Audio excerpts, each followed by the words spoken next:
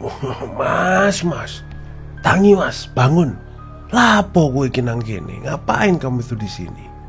Suami kaget dong. Pas dibangunin itu dia lihat sekitar, loh, kok di dalam makam?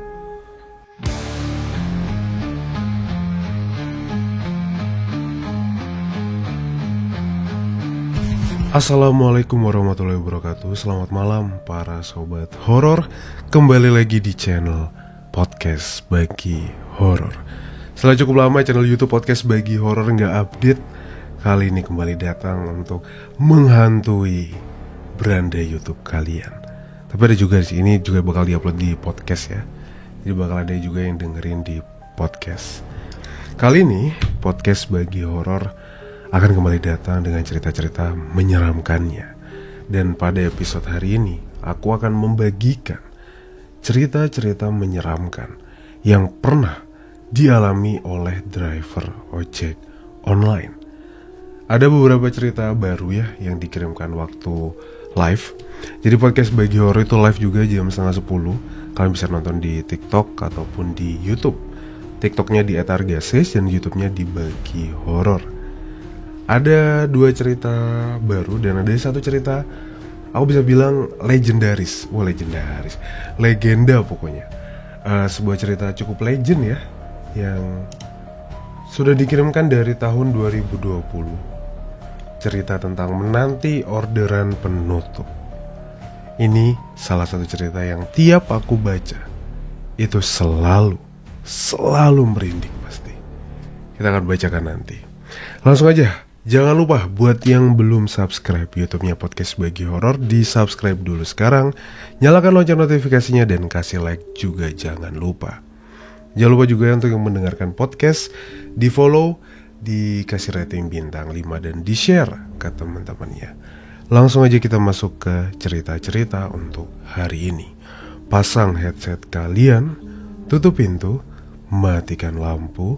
Podcast Bagi Horor siap membagikan ceritanya. Selamat mendengarkan.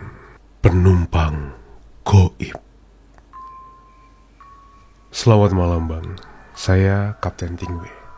Saya mau berbagi pengalaman pribadi saya sewaktu jadi driver taksi online. Jadi waktu itu kejadian tahun 2020, zaman Covid. Waktu PPKM pertama. Saya driver gokar selalu ngalong setiap hari. Zaman PPKM 1 itu semua mall tutup dan kendaraan yang boleh angkut penumpang hanya mobil. Motor nggak boleh. Singkat cerita saya dapat orderan dari aplikasi jam 2:30, 2:30. Saya posisi di pasar Festival Kuningan. Dapat orderan dari Menteng Pulau 1, tujuannya Kokas. Karena baru dapat orderan tunai, langsung saya ambil. Karena sebelum-sebelumnya cashless terus, pakai GoPay. Lalu saya jemput nih, berangkat ke titik lokasi.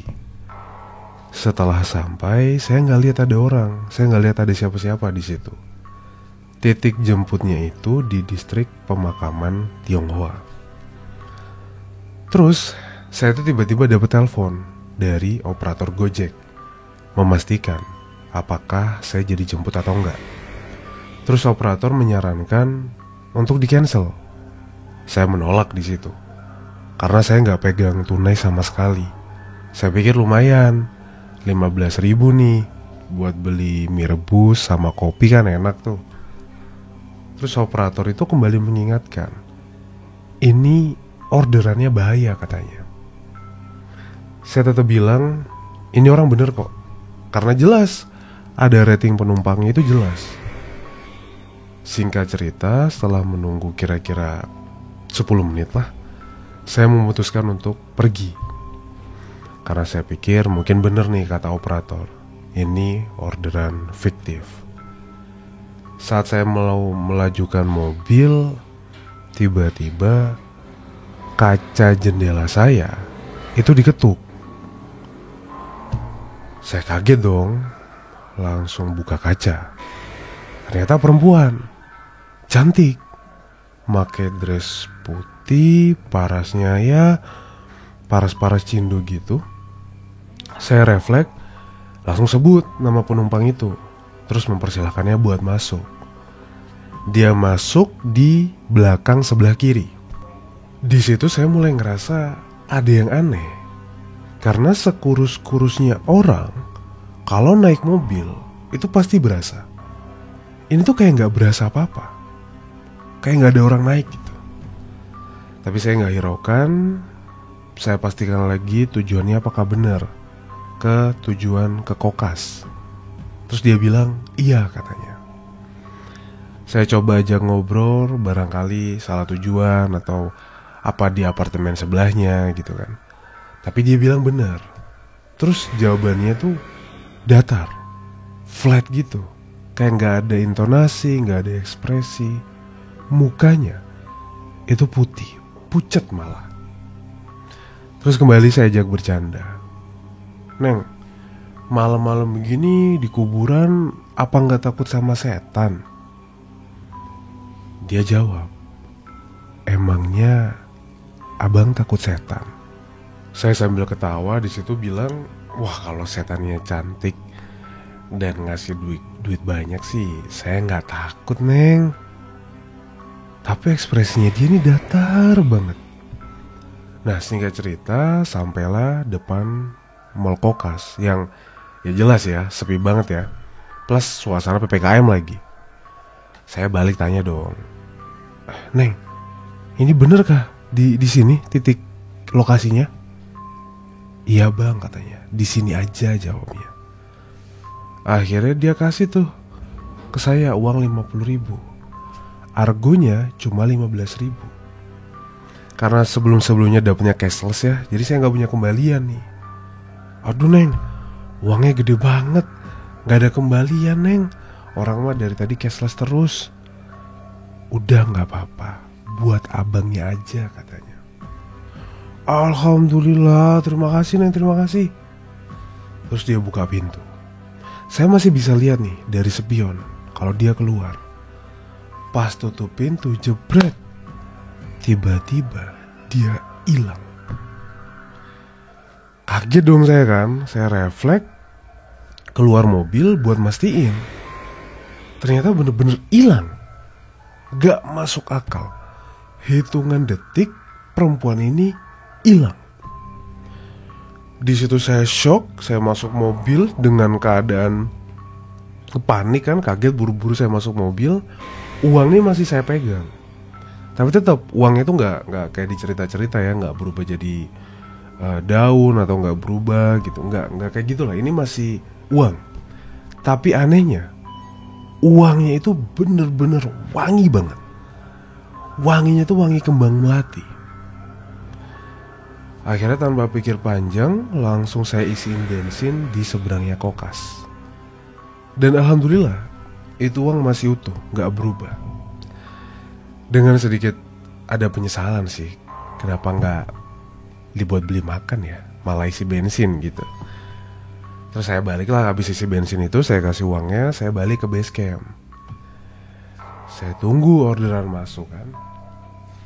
Sampai di sana saya ceritalah ke teman saya. Teman saya bilang, ya udahlah, nggak apa-apa, nanti dapat lagi uangnya. Nah di situ tuh, waktu mau ngambil rokok di mobil kan, saya masuk mobil, buka pintunya, saya lihat. Di situ saya dibuat kaget bukan main. Uang yang tadi saya belikan bensin dari perempuan itu, uang yang satu-satunya satu lembar doang yang saya miliki hari itu, saya pakai beli bensin, balik ke dashboard mobil saya. Jadi literally balik di dashboard mobil saya. Uang selembaran 50.000. Uang yang sama persis dengan yang tadi saya pegang, dengan wangi yang sama dan nomor seri yang sama. Selang 2 minggu setelah kejadian pertama itu, saya kembali dapat orderan lagi. Itu kejadiannya masih jam 11:30 malam lah kalau gak salah. HP saya bunyi, ada orderan titiknya TPU Menteng Pulau 1. Tujuannya TPU Menteng Pulau 2. Singkat cerita, sampailah di titik jemput. Itu lokasinya, di blok Belanda gitulah. Sayup-sayup saya lihat ada ibu-ibu setengah baya gitu keluar dari sela-sela makam sambil bawa plastik kresek, entah apa itu isinya. Terus ibu masuk ke mobil. Seperti biasa, saya pastikan nama dan tujuan. Sambil ketawa dia bilang, "Maaf anak muda, saya salah tujuan. Harusnya ke rumah anak saya." Akhirnya dia minta, "Yaudah, ayo jalan. Nanti ibu tambah ongkosnya." Salah di aplikasi gak apa-apa, nanti biar ibu tambah. Udah tuh jalan kan. Di tengah jalan dia nyeletuk, "Kau itu berani sekali anak muda, ambil orderan saya," katanya. "Saya sudah 5 kali di cancel." Sambil senyum santai saya bilang, "Ya, kalau rezeki mah gak boleh ditolak bu," saya bilang gitu. Bagus. "Mas, nanti kita ke Pasar Pocong ya." Pasar Pocong tuh daerah Menteng Atas. "Ke daerah sana dulu, saya mau beli minuman." "Siap bu." Singkatnya sampailah nih di Pasar Menteng Pulau, Pasar Pocong tadi. Saya dikasih uang 15.000. Si ibu bilang, "Kau coba ke tukang jamu itu. Kau bilang beli minuman racik 15.000 seperti biasa Namburu beli," katanya. "Oh siap." Tanpa pikir panjang saya turun ke tempat si penjual jamu itu. Saya bilang lah sesuai kata-kata yang disuruh sama ibu-ibu tadi. Beli racik 15.000 seperti biasa Namburu beli. Tuh kan. Namburu tuh apa ya? Bahasa Medan pokoknya ya. Namburu tuh kayak tante atau ibu ya. Kayak gitulah. Seperti biasa Namburu beli. Nah, saya kasih uangnya. Si penjual tanya, "Nak, kamu ini disuruh siapa?" katanya. Itu bu, disuruh sama penumpang saya." "Penumpang yang mana?" "Itu di mobil saya bu. Kebetulan saya taksi online. Ada penumpang suruh beliin jamu." "Orang di mobil mas yang gak ada siapa-siapa," kata si penjual jamu. Saya pikir, wah si penjual jamu gak ngeh kali ya. Tapi ya udahlah, saya ngambil pusing. Pokoknya minuman dibikinin. Selesai.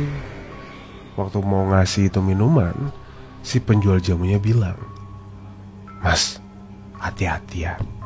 Udah sering kayak gini." "Iya bu."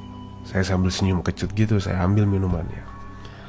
Saya gak mikir apa-apa, gak ngehirauin omongan si ibu penjual. Saya baliklah ke mobil. Minumannya saya kasih ke si ibu penumpang. Terus saya tanya dong, "Habis ini mau kemana lagi bu?" Si ibu jawab, "Udah pokoknya kita ke rumah anak saya dulu mas. Habis itu nanti anterin ibu ke Casablanca ya." "Oke siap. Tolong kasih tahu aja bu di mana rumah anaknya ibu. Nanti saya antarkan, aman." Kita ke arah epicentrum waktu itu, ke apartemen Tower 18. Oke. Singkatnya saya sampai di sana, dia turun, saya tunggulah di lobi. 10 menit saya tunggu, 15 menit, tiba-tiba saya disamperin sama security. Ditanya, "Mas, mau jemput atau mau nunggu?" Saya bilang, "Saya nunggu pak, penumpang saya yang tadi turun." Si satpam ini kayak kebingungan. "Penumpang? Saya tadi gak lihat ada penumpang turun dari mobilnya bapak." "Hah?" Dari sini saya udah mulai aneh nih. Tapi coba tetap positive thinking gitu ya. Begitu saya keluar mobil, saya lihat memang sepi nih daerah sini nih. Kok sepi ya? Terus ketika saya masuk mobil, kan si satpam udah jalan tuh. Dipikir, mungkin saya emang beneran nunggu kali ya. Emang si satpam mungkin gak lihat kalau ada penumpang, jadi satpamnya jalan aja. Jadi waktu saya keluar, lihat-lihat sekitar, satpamnya jalan menjauh. Saya masuk mobil, tiba-tiba si ibu itu udah ada di mobil saya. Astagfirullahaladzim. Saya kaget dong. Mulai sadar tuh saya merinding tuh. Udah Ayo jalan-jalan katanya.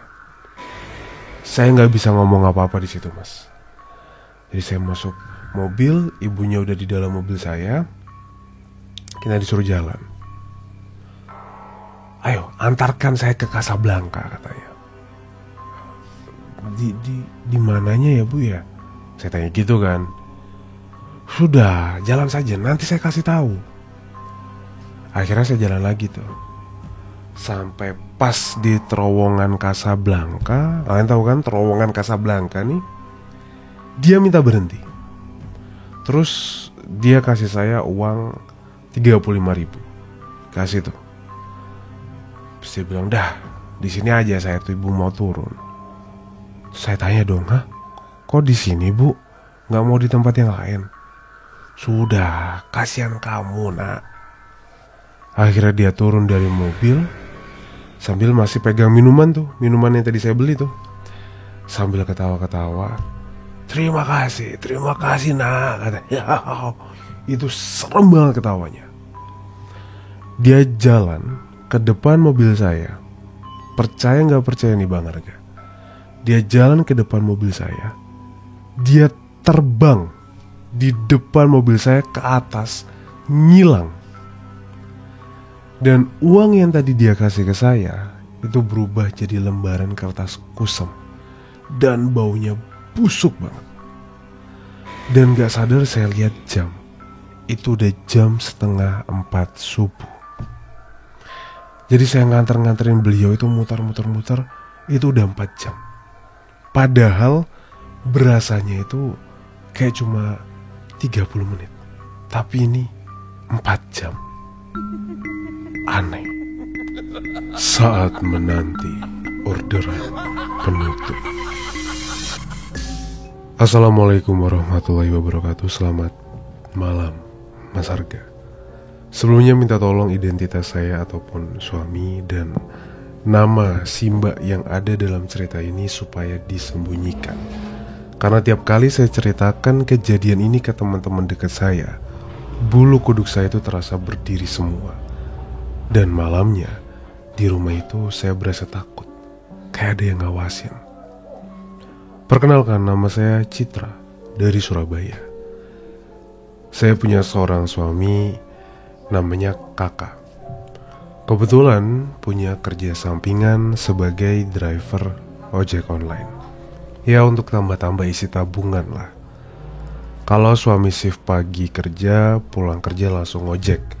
Bisa sampai jam 11, jam 12 gitu. Sebaliknya, kalau suami shift sore kerjanya, paginya ngojek sampai siang. Terus pulang dulu sebentar, mandi, siap-siap berangkat kerja. Sambil makan lah, ngambil bekal di rumah buat di kerjaan. Nah, aku gambarin di awal cerita.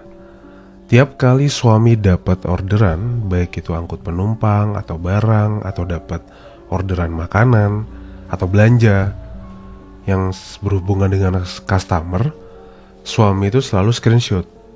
Dikirim ke saya. Jadi saya bisa tahu suami itu dapat orderan dari customer namanya siapa, kirim atau antar kemana tujuannya, ini itulah.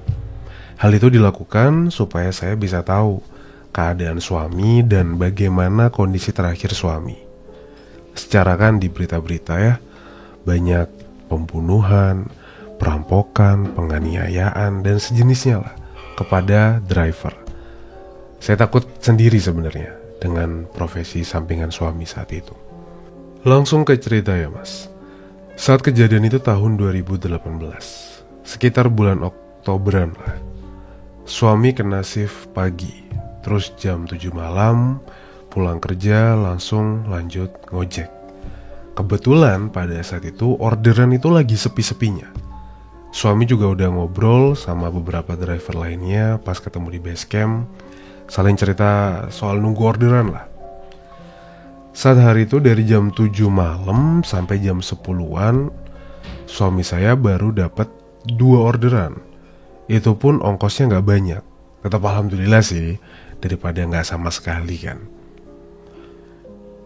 Kurang lebih jam 10:30 malam, itu saya udah minta suami untuk pulang aja lah ke rumah.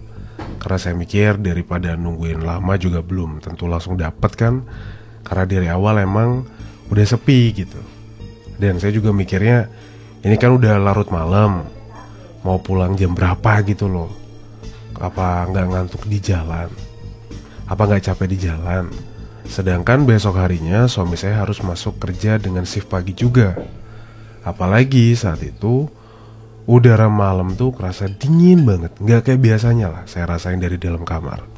Jadi kebuat mata tuh rasanya ngantuk banget, enak banget buat tidur gitu.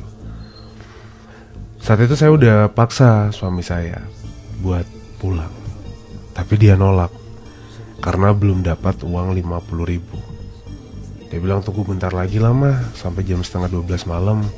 Kalau gak dapat apa-apa, papa pulang. Begitu kira-kira kata-kata suami saya saat itu pas saya telepon. Bener aja, sekitar jam segituan suami saya dapat orderan antar penumpang. Nominal tarifnya lumayan, tunai. Nama customernya Ratih, kita samarkan ya. Titik jemputnya ada di salah satu minimarket di Jalan Kartini, dengan tujuan ke puskesmas salah satu makam di Surabaya. Nggak bisa sebutin ya. Saat itu suami sudah screenshot orderan si mbak ini ke WA saya. Dalam hati saya, ini malam gini gak salah tujuan apa? Ke puskesmas di jalan yang terkenal sama makamnya. Perasaan saya puskesmas itu hanya beroperasi sampai sore doang. Bahkan kadang sesekali saya lewat situ, agak sore aja nih, itu udah tutup kayaknya. Tapi saat itu saya cuma bilang ke suami saya wanti-wanti untuk hati-hati aja lah di jalan, tanpa menceritakan kepadanya apa isi hati saya saat itu. Takutnya suami saya malah jadi takut atau gimana kan ya. Suami sempat sedikit cerita melalui pesan WA sebelum ketemu sama si mbak ini. Saat itu suami dibuat nunggu lama banget. Dia gak ada di titik jemput. Suami nungguin cukup lama di depan minimarketnya itu. Sampai setiap ada mbak-mbak nih atau ibu-ibu keluar dari minimarketnya, suami saya selalu tanya, maaf, dengan Mbak Rati selalu jawabannya tidak. Gak ada sama sekali. Suami udah kesal aja waktu itu. Si mbaknya ini gak jauh-jauh pertanyaan suami di pesan percakapan aplikasinya itu. Dalam pikiran suami saya saat itu, orderannya mau di cancel. Tapi kok sayang gitu. Ini kan orderan yang ditunggu-tunggu sama suami saya. Harapan terakhirnya saat itu. Mau di cancel kok sayang, ini penutup sebelum pulang ke rumah. Nah, beberapa menit kemudian si mbak ini ngejawab pertanyaan dari suami. Dan dia bilang, agak maju dikit mas, sampai ketemu gang pertama sebelah kiri. Diikutin tuh petunjuk dari mbaknya tuh. Suami maju dikit pelan-pelan sambil noleh ke kiri, nyariin gang yang dimaksud sama mbak itu tadi. Dan sampailah suami saya di depan gang yang dimaksud sama mbak itu. Nama jalannya M depannya. Posisi gangnya sedikit menjorok ke dalam. Di sebelah kanan gang ada kantor pos, dan sebelah kirinya pertokoan gitulah. Tapi gang yang dimaksud sama si mbak ini tuh pagernya ketutup, digembok. Gak ada security pula yang jaga di situ. Gelap lagi. Dan si mbaknya juga gak ada di situ. Suami saat itu mikir, ini gimana sih orang ini? Suruh maju dikit masih gak ada. Tapi gak ada pikiran curiga sama sekali. Suami langsung chat lah di aplikasi kan. Mbak, di mana ya? Saya udah di depan gang nih yang dimaksud sama mbaknya. Sambil suami itu ngambil foto gang itu, dikirimlah ke chat aplikasi. Si mbak ini tetap gak jawab. Akhirnya suami memutuskan untuk muter balikin arah motornya ke arah jalan raya sambil masukin handphonenya ke dalam tas. Karena yang ada di pikiran suami saya nih, itu jalanan kan sepi, gelap. Takutnya kalau suami nenteng-nenteng handphone di daerah situ bakal mancing orang jahat gitu kan, kita nggak pernah tahu.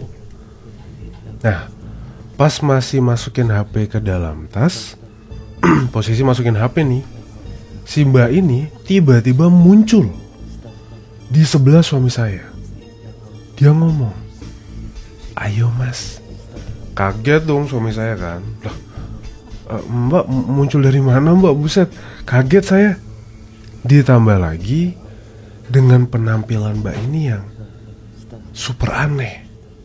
Menurut suami saya ya, super aneh. Bayangin aja nih, malam-malam begitu pakai pakaian serba hitam plus kacamata hitam, dan wajahnya itu kayak nunduk aja ke bawah, terus ketutup sama kerudungnya itu. Dia ini pakai kerudung sibaan ala-ala apa ya, ala-ala mbah-mbah kita zaman dulu gitu loh, yang cuma kayak nutupin kepala doang ya. Si suami gak sempat WA kalau saat itu udah ketemu sama si penumpang yang ditunggu-tunggu dari tadi. Padahal biasanya nih seburu-burunya gimana pun, suami saya itu selalu sempat buat WA saya, bilang, "Ini udah ketemu, saya mau berangkat, hati-hati," gitu-gitulah pokoknya. Dan posisi saya yang di rumah saat itu gak curiga ataupun kepikiran yang aneh kayak gimana gitu, enggak. Saya pikir ya suami saya langsung memutuskan pulang ke rumah tanpa WA. Karena biasanya gitu, kalau udah terlalu lama nih gak jelas orderannya di cancel atau gimana, dia bisa langsung pulang. Ya saya pikir kasus yang ini sama gitu, orderannya di cancel. Ya udah, saya biasanya nih kalau suami saya pulang itu, kalau saya ketiduran di rumah orang tua saya, suami saya nggak bangunin, biasanya langsung pulang ke kosan. Jadi kalau suami saya pergi cari penumpang nih, saya ditinggal di rumah mama saya. Kira-kira seperti itulah. Nah, pas disodorin helm nih, kita balik ke cerita ya. Pas si mbak-mbak ini disodorin helm sama suami, si mbak itu nolak. Dia bilang gini, "Gak usah mas," katanya. Posisi motor dan suami masih sama dengan semula, ngadep ke arah jalan raya. Pas nyerahin helm itu, kebetulan ada orang naik motor lewat di depan suami saya. Sekilas suami ngeliat orang yang lewat ini tuh kayak ngeliatin suami saya dengan pandangan aneh gitu. Nyetir lurus ke depan, tapi kayak palanya nengok terus kayak, "Hah? Kok kayak ada yang aneh gitu loh." Paham gak kalian? Kalian lihat ada yang aneh di pinggir jalan, terus kalian liatin terus, nah kayak gitu. Wah, ini kayaknya orang ini ngeliatin penumpangku nih. Lagian malam-malam pakai kacamata hitam, pakai kerudung hitam, baju hitam, aneh. Kira-kira kayak gitu. Udah nih kan, suami naruh helm itu ke cantolan depan karena si mbak ini nolak, nggak mau pakai helmnya. Tiba-tiba si mbak ini tuh bilang, "Ah udah, ayo jalan mas." Padahal logikanya ya, sekurus-kurusnya orang kalau naik motor, sekoknya kan pasti kerasa tuh, turun kan. Ini tuh gak kerasa. Jadi kayak tiba-tiba naik gitu. Loh, kok udah naik? Ya udah, jalan lah tuh saat itu. Diajak ngobrol nih sama suami saya, "Mbak habis dari mana? Kok malam-malam begini? Ini gak salah apa tujuannya kesini?" Dijawab iya, enggak, gitu doang lah jawabannya. Suami juga sempat mikir, ini kok motornya enteng banget ya? Apa karena ada angin atau gimana, anginnya kenceng. Tapi kok terlalu enteng gitu loh untuk bawa seorang manusia. Udah, perjalanan menuju ke arah puskesmas itu lewat jalan Undaan. Nah itu di Surabaya tuh, lewat jalan Undaan. Mendekati lokasi, si mbak itu minta berhenti di sebelum puskesmas. Dibilang, "Udah berhenti sini aja ya mas," katanya. Suami saya tuh mikir gini, perasaan daerah sini tuh ada makam deh. gede-gede banget makamnya. Tapi kok sekarang malah ganti rumah-rumah yang gede banget ya. Terus desainnya itu ala-ala Bali gitu loh, ala-ala bentuk-bentuk kerajaan tapi Bali gitu. Lampunya serba kuning dan ada banyak tanaman tinggi-tinggi di depan rumah. Simba ini turun, itu juga nggak kerasa. Skok motornya itu nggak kerasa naik, nggak kerasa turun, pokoknya kayak teleport aja gitu. Simba ini tanya, berapa mas? 10.000 mbak. Sambil lihat tarif di handphonenya, terus sambil nyelesain orderan. Terus Simba itu tiba-tiba bilang gini ke suami saya, mas, ayo masuk dulu, dalam banyak makanan mas. Mas belum makan malam kan? Istirahat dulu ya di dalam yuk, ngadem-ngadem bentar. Suami saya sempat nolak. Wah, ngapunten mbak, mohon maaf, sudah malam, saya jalan aja gak apa-apa ya. Terus tiba-tiba Simba itu nepuk punggung suami saya. Udah gak apa-apa, ayo bentar aja. Nah saat itu kesadaran suami saya berhenti. Pikiran suami saya langsung melayang. Yang dirasakan saat itu, suami saya ini nurutin apa yang diminta sama Simba itu. Suami masuk ke dalam dengan Simbanya, menaiki beberapa anak tangga untuk masuk ke rumah itu. Pintunya tinggi banget, jadi belah dua. Ada ukiran-ukiran cantik, ya kayak di Bali lah. Nah pas dibuka pintunya, mata suami saya itu disuguhkan dengan keindahan dari ruang tamu itu. Sofanya itu ada ukiran-ukiran naga, sebelahnya itu ada meja makan, banyak makanan-makanan dan buah segar di sana. Enak banget. Dan semua lampu di rumah itu warnanya itu kuning. Suami saya dipersilakan duduk. Saya ingat suami saya nih, di situ diem aja, nggak banyak bicara, kayak orang linglung lah. Suami duduk sambil ngelus-ngelus bantalan sofanya, empuk banget dipegang-pegang. Ukiran naga gitu di sofanya, bagus banget. Simba itu masuk ke arah meja makan, diambil beberapa sebaskon tumpukan buah gitu, ditaruh di atas meja sofa persis di depan suami saya. Terus diambilin segelas air putih, kopi yang masih panas, paket nasi sama ikan-ikannya komplit dihidangkan sama suami saya. Suami saya lupa percakapan apa saja yang terjadi di dalam rumah itu. Yang diingat sama suami saya kurang lebih Simba itu maksa banget suami saya buat makan itu semua. Suami saya masih dalam keadaan linglung, bingung, tola-tole ngelihat sana ngelihat sini. Kok berasa kayak nginep di Bali gitu. Akhirnya suami saya nggak inget. Tiba-tiba yang dia rasain adalah dibangunkan oleh seorang kakek-kakek, gigi rada ompong, rada bongkok gitu badannya, sambil bawa tongkat sama lampu oblek. Posisi suami saya tertidur dengan kepala diletakkan di atas setir dan duduk di atas motor yang sedang menyala. Dengan kedua kaki itu menyanggah motornya untuk tetap berdiri. Kalian bayangin ya, posisi ketiduran tapi masih nahan motor gitu. Si kakek itu ketawa. Mas, tangi mas, bangun. Lapo gue kinang kene, ngapain kamu itu di sini? Suami kaget dong. Pas dibangunin itu dia lihat sekitar, loh, kok di dalam makam? Perasaan tadi, loh mbah, ya apa iki mbah, piye mbah? Wes, sampai niki kok malah ya opo. Wes, sampai lurus aja, ikutin jalan ini, lurus aja. Nanti keluar pagar ketemu jalan raya, ketemu embong. Tanpa pikir panjang, tanpa bilang makasih, suami langsung gas motornya keluar dari pemakaman itu.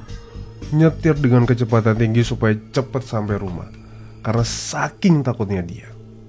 Di tempat lain, cerita tentang saya yang dalam kondisi tertidur sambil pegang handphone. Gak sengaja tidur ya, padahal tadinya saya lagi lihat TV sambil main handphone. Tiba-tiba saya kebangun dan lihat TV masih nyala. Dan saya lihat di handphone udah jam 1 pagi. Kok suami saya gak bangunin saya buat ngajak pulang ke kos-kosan? Apa iya dia pulang sendiri kali ya, gak bangunin saya. Tapi kok saya lihat kunci kosan saya masih di situ, gak diambil sama suami saya. Berarti kan suami saya gak pulang dong ke kosan kan. Saya cek pesan WA juga gak ada dari dia. Terakhir ada percakapan lagi nunggu si mbak itu, gak ada omongan dari dia juga kalau udah ketemu sama penumpangnya tadi. Wah, panik kan saya di situ. Saya ke kamar mama saya ketok-ketok pintunya. Saya tanya ke mama, apa tadi dengar suara suami saya pulang? Posisi mama saat itu baru kelar sholat tahajud.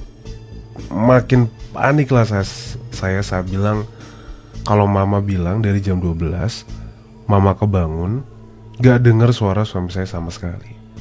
Malah mama kira saya sama suami saya itu udah pulang dari tadi, karena kok gak ada suaranya sama sekali. Saya berupaya berkali-kali kirim pesan WA, telepon suami saya. Nangis terus saya kepikiran, ini gak biasa-biasanya nih. Ini orang begini, kenapa ya? Kemana suami saya? Di pikiran saya tuh udah kemana-mana. Nangis sejadi-jadinya, histeris. Kayak seakan-akan hal buruk itu sudah terjadi di depan mata saya. Mama tahu kondisi saya yang sudah mulai hilang kontrol. Itu coba nenangin saya, nyuruh saya istighfar, terus baca sholawat, sebut nama jabang bayi suami saya. Saya bayangin wajah suami saya, fokus ke situ aja kata mama. Kira-kira 2 jam setelah itu, jam 3 malam, saya dengar ada suara motor mendekat. Saya buka pintu, saya keluar, saya lihat beneran suami saya. Dia pucat banget mukanya, kayak orang linglung. Saya peluk, saya nanya kenapa baru pulang dari mana. Suami saya hanya diam. Dia bilang, "Meteni ma, meteni, menakutkan, menakutkan." Mama saya langsung ngajak masuk ke dalam rumah, ngasih air minum ke suami saya, dan ditanyain pelan-pelan kenapa dan ada apa. Akhirnya suami saya ceritalah apa yang sudah dialaminya semalam. Nah, besokan harinya mama sama adik saya tuh pergi ke arah pemakaman untuk nemuin juru kuncinya dan menceritakan semua yang dialami sama suami saya. Dan menurut juru kunci, gak mungkin suami saya bisa masuk ke dalam makam itu, karena tiap hari makam itu selalu digembok. Dan kalau mau masuk, harus izin ke juru kunci beserta alasannya datang ke makam itu. Dan pintu masuknya alias pagarnya itu tidak menjorok atau ke arah jalan raya seperti yang dilewati sama suami saya. Alias pintu masuknya tuh nyelempit, ada di sisi kiri makam deket sama gang rumah warga itu. Nah, si Mbak R ini rupanya dulunya memang warga situ, rumahnya persis di depan makam. Sudah lama meninggal. Terus rumahnya dijual sama keluarga ke kantor ekspedisi. Dan keluarga Mbak R semuanya sudah pindah ke Bali. Dan yang paling penting adalah si makam itu, juru kuncinya gak ada yang kakek-kakek bungkuk, karena semuanya masih usia di bawah 50 tahunan. Jadi siapa yang bangunin suami saya? Terlepas dari siapapun kakek itu, alhamdulillah, terima kasih si kakek sudah nolongin suami saya keluar dari makam itu. Wow, itu dia cerita-cerita tentang driver ojek online yang pernah mengalami kisah menyeramkan. Sebenarnya masih ada satu cerita lagi dari Kapten Tingwe ya, tapi itu buat next episode aja. Tapi cerita kedua ini yang soal penumpang terakhir ya, saat menanti orderan penutup, itu merupakan salah satu cerita yang cukup legend di podcast Bagi Horor karena dibacain tahun 2020. Dan cerita ini karena posisinya aku dekat dengan lokasi kejadian, aku tahu aku bisa gambarin lokasinya. Apalagi ini kejadiannya tidak jauh, maksudnya karena aku paham lokasi-lokasinya dan gak jauh dari tempat aku tinggal, jadi kayak bisa kebayang. Dan aneh gitu, seorang makhluk gaib bisa memesan ojek online. Kalau dibilang gak percaya, tapi banyak yang pernah mengalami, banyak yang pernah cerita. Beberapa kali aku tanya driver-driver ojek online, itu banyak beberapa kali mereka mengalami orderan-orderan aneh seperti itu. Begitu juga dengan cerita Mas Kapten Tingwe yang soal temennya. Itu mengerikan. Soal ojek online juga. Dan mereka ini bisa memesan ojek online. Kadang kayak gak habis pikir, tapi banyak banget saksi yang mengatakan itu bisa terjadi. Cukup aneh. Ya, sekali lagi kepercayaan dikembalikan kepada para pendengar semua. Kalian boleh percaya, boleh tidak, karena tidak ada paksaan sama sekali. Sekali lagi, cerita di podcast Bagi Horor itu cuma hiburan semata. Kalian ambil positifnya dan buang negatifnya. Terima kasih untuk pengirim cerita hari ini. Ada Mas Kapten dan ada Mbak Bunga. Terima kasih sudah berbagi pengalamannya. Kalau kalian mau berbagi, silakan kirimkan cerita kalian di email yang ada di bawah ini. Jangan lupa like, subscribe buat yang belum subscribe, dan share episode ini. Aku Warga pamit undur diri. Mohon maaf kalau ada salah-salah kata. Sampai jumpa di episode selanjutnya. Wassalamualaikum warahmatullahi wabarakatuh. Selamat malam dan selamat istirahat.